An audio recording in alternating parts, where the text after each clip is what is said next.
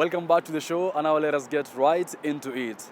After serving in the locomotive industry for quite some time, Kariuki Kimiti couldn't help but find himself being drawn to his artistic calling, which now does full-time. His expertise, recycling various materials into toys and models. Let's check him out.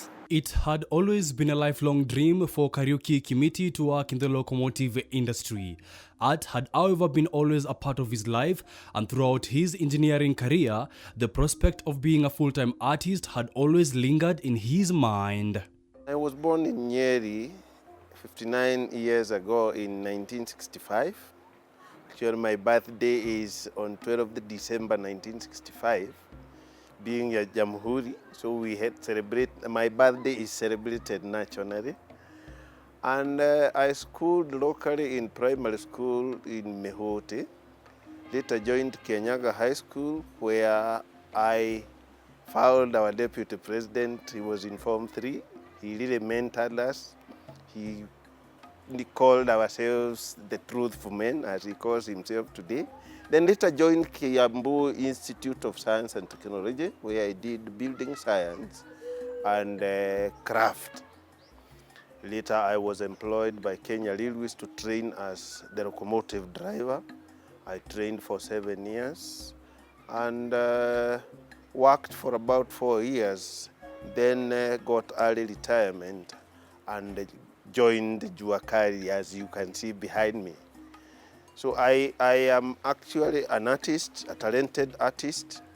I did arts all through my life. I would make my own toys. I would draw all the illustrations required by my teacher comfortably without any strain. And art has actually been my best hobby. And I use my art for training. I use it for entertainment. Then when I completed my training in 1994. It was a 7 years training in engineering. So I joined in 1987 and completed the course in 1994.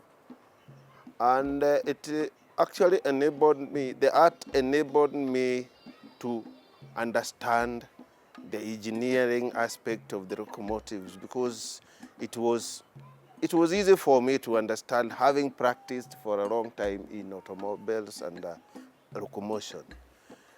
And around 1994, when I finished my training, I was involved in training my colleagues in safety, in rail safety, using the models that I could easily make from recyclable materials. And I would design almost every aspect of engineering for Kenya Railways, such that I was rapidly promoted to senior locomotive driver in Kenya Railways. So I would drive passenger trains, commuter trains, as you ride them around the city, was my daily job. His catalogue is vast, with toys and models inspired mainly by the transport and the housing sectors that are crafted to be as practical as possible. My material supply is liquid. It's readily available. And what I do is that when I see a piece of waste, either in plastic, in metal, or in wood, I'm able to figure out what it can make for recycling purpose, for entertaining purpose. So what I do is that I collect as many of the wastes that we consider to be trash and join them into the aspect I want. If I want a motorbike, then I know what kind of jerry cans that I would combine, the waste wheels and so on. And I'm able to screw them up or bolt them up into actually an engineering aspect. Because it is all, a model or a toy is a smaller aspect of the real one. So the engineering aspect in making it is same. It's like making the real thing, but in different sizes.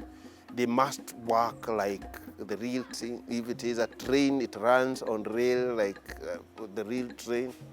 If it's a the mover, it must look like the real one, because my intention is to train and entertain. So they have to relate. It has to look real. If it is the steering system, if it is the wheel system, it has to look real, so that I am able to train without difficulties. And it has made it easy for me to express my art through the craft. In a bid to ensure his work is sustainable, Kariuki strives to recycle various materials which he incorporates in the making of his art. Recycling would be the highest employer on earth, because every time you unpack, you create material for somebody else to reuse and produce, for somebody else to employ or get employed, and then for somebody else to get entertained or get trained. So recycling provides the material, and the material is so readily available that I don't have to hustle or strain to get them. I only order my workers to get me what I think I need, and it is delivered within a short time. That's the good thing about it. It's also cheap. Even if I have sometimes, even if I have to buy something, I'll get it from maybe trash sites cheaply. So it makes it easy for me to produce an item, because whatever material that I may need, may it be rubber, plastic, wood, or metal, I'll get it from trash sites. If as Kenyans we accommodate, we attract recycling, that is the sector that would employ the largest number of the youth from our schools. Actually, it might not require a lot of training. What it requires is the talent, is the foresight, is how to combine what you get into what you want. That is what I consider recycling to be, and I consider it to be the most comfortable way of working with what is available. Judging by the various statistics, road safety in Kenya is something that has proven elusive in the past. Models and toys such as the one Kariuki creates could come in handy to ensure driving schools give learners hands-on tips before hitting the roads. Road safety in Kenya is inadequate. Our roads are not safe. And the main reason that our roads are not safe is because our road users are not trained in how to operate on our roads. For example, somebody who owns a car but has never practiced in anything concerning a car until the day he was licensed to drive one or bought one. So the inadequacy in skill is what causes most of what we call accident. Actually, they are not accident. It's a kind of carnage. What happens is that when our people operate vehicles without any skill, the assumption is that you only need to make it move and then make it stop, without any knowledge about the components that you operate on.